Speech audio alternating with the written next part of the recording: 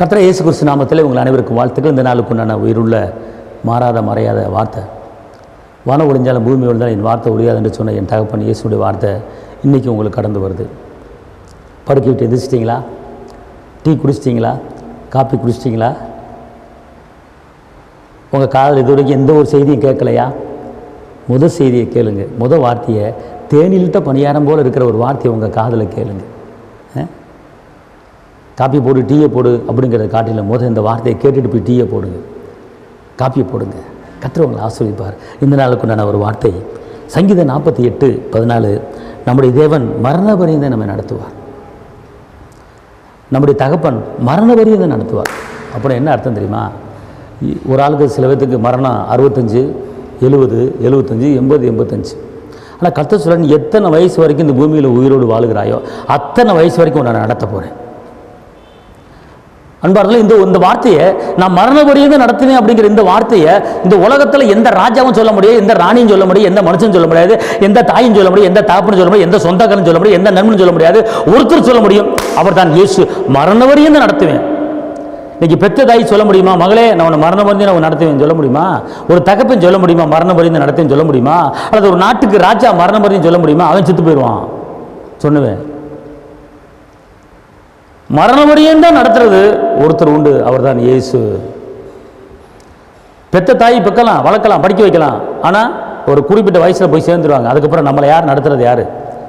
கர்த்தர். அதான் சொல்ற, மரணபரியந்தம் நடத்துவேன். இன்னைக்கு வாழ்க்கையில் குடும்பத்தை நடத்துறதுக்கு வழி இல்லாமல் தவிச்சுக்கிட்டு இருக்கீங்களா? நாளைக்கு என்ன செய்யறது, நாளை கழிச்சு என்ன செய்யறது, அடுத்த மாதம் என்ன செய்யறது, எப்படி வீட்டு வாடகை கொடுக்கறது, எப்படி கரணை அடைப்பது என்று குழப்பத்தில் இருக்கீங்களா? என் வீட்டுக்காரருக்கு சரியான வேலை இல்லை, இவரை நம்பி வந்தேன், இப்படி ஏமாத்திட்டாரு அப்படின்னு சொல்கிறீங்களா? கவலைப்படாதீங்க. கர்த்தரை நம்பி வாழ்க்கையை ஓட்டுங்க. கர்த்தரை நம்பி குடும்பத்தை எடுங்க. கணவனை நம்பி குடும்பத்தை ஓட்டாதீங்க, மனைவியை நம்பி குடும்பத்தை ஓட்டாதீங்க, இயேசுவை நம்பி குடும்பத்தை ஓட்டுங்க. என் வீட்டுக்காரர் இருக்கா, அவர் பார்த்துக்குவார் சொல்லவே சொல்லாதீங்க. என் மனைவி இருக்கா, என் பிள்ளையை பார்த்துக்குவார். கர்த்தர் இருக்கார், என் பிள்ளையை பார்த்துக்குவார். யோகவா ஈரே, அவர் எல்லாம் பார்த்துக்குவார். அப்படி பேசுங்க. இன்னைக்கு கர்த்தர் சொல்றாரு, மகளே மகளே மரண வரையும் தான் நடத்துவேன், ஏன் பயப்படுற? நீ 75 வயசு வரைக்கும் வாழ்ந்து ஆசைப்படுறியா? அது வரைக்கும் உன்னை நடத்துவேன்.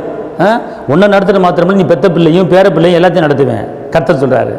அப்படியே பயப்படுறீங்க? அன்பார்ந்தவர்களே, கரும்பிடித்து வழி நடத்தும் கர்த்தரை களிப்போடு துதி பாடி போற்றுவோ. ஆமென், அல்லேலூயா, ஆமென், அல்லேலூயா. எந்த பக்கம் போனாலும் உடனிருந்து இதுதான் வழி என்றே பேசுவார். எந்த பக்கம் போனாலும் உடன் இருந்து இதுதான் வழி என்றே பேசுவார். இறுதி வரை எப்போதும் நடத்துவார். பார்த்தீங்களா? கல்ற தோட்டம் போகிற வரைக்கும் நடத்துகிற தேவன் இறுதி வரை எப்போதும் நடத்துவார்.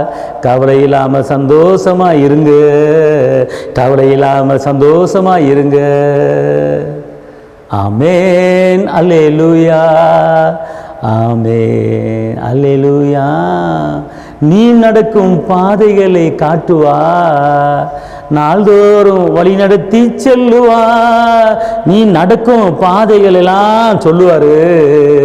எந்த பக்கம் போகணும், எதுங்க போகக்கூடாது எல்லாத்தையும் காட்டுவாரு. அப்பன் இயேசு இருக்கும்போது ஏன் கலங்குற? அப்பன் இயேசு இருக்கும்போது ஏன் கலங்குற? உன் கரத்தை பிடிச்சு நடத்த இயேசு இருக்கிறாரு. பல கரத்தை பிடிச்சு நடத்த இயேசு இருக்கிறாரு.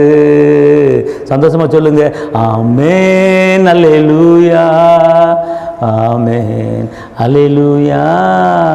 சொல்லுங்க, ஆண்டவரே இன்னைக்கு நடக்க வேண்டிய வழியை எனக்கு காட்டுங்க, நான் போகிற பாதை எனக்கு காட்டுங்க என்று ஏசப்பட கேட்டு பாருங்க. நடத்துவார், தாங்குவார், ஏந்துவார், தப்பு வைப்பார். ஏங்களேன், இந்த வசனத்தை நீங்கள் சாதாரணமாக படிக்கலாம், ஆனால் இதை கொஞ்சம் சிந்திச்சு பாருங்களேன். மரண வரையும் தான் உன்னை நடத்தும் அப்படின்னா இது எவ்வளோ பெரிய ஒரு வார்த்தை. யாரும் சொல்ல முடியுமாங்க இந்த வார்த்தையை? அப்படின்னா அவர் தான் நடத்துறேன்ட்டார்ல. பிள்ளைக்கு வேலை காரியமாக நடத்துவார், பிள்ளைக்கு திருமண காரியமாக நடத்துவார், கரணம் அடைக்கிறமா எல்லாம் அவர் பார்த்துக்குவார். உன் தேவைகளை சந்தித்து நடத்துவார். உன் பலவீனத்திலே பூர்ண சுகத்தை கொடுத்து வைத்தார். கவலைப்படாதிருங்கள், மரணம் அடைந்து நடத்துவேன், தைரியமாக இரு அப்படிங்கிறார். தைரியமாக இருங்க, கர்த்தர் உங்களை ஆசீர்வதிப்பார். அல்லேலூயா. தகப்பனை இயேசுவே நன்றியோடு துதிக்கிறேன், ஸ்தோத்திரிக்கிறேன்.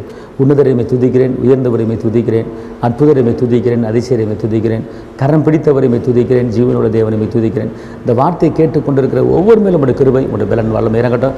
ஆசீர்வதிங்க, தேவைகளை சந்திங்க. இயேசுவின் நாமத்தில் பிதாவே, ஆமென். கர்த்தர் உங்களை ஆசீர்வதிப்பார். ஹல்லேலூயா.